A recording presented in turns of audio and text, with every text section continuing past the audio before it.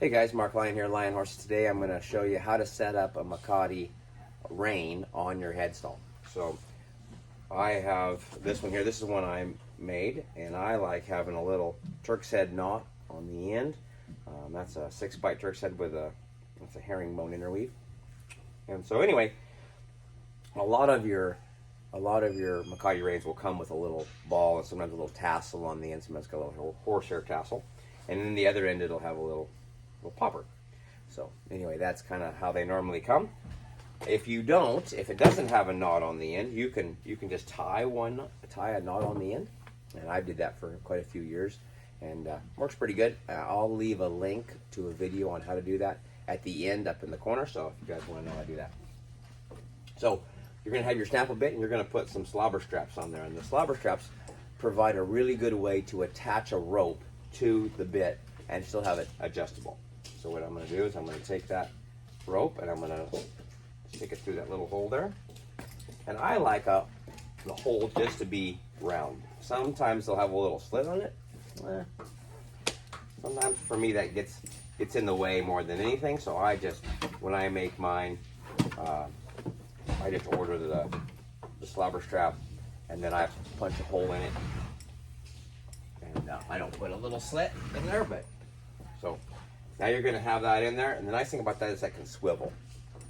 If you don't want it to swivel, you can tie it with a sheet bend. I'll show you the sheet bend on the other end.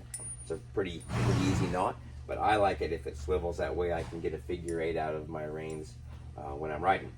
So now this is going to be part of your rein. You're going to go around up over the top there, and then back to this side. And you want the reins to go from your hand to the inside of this piece of leather that's attached to the bit. So this would be the outside, that would be the inside. Now I want the rein to go from my hand to the inside. So what I'm going to do is I'm going to take this,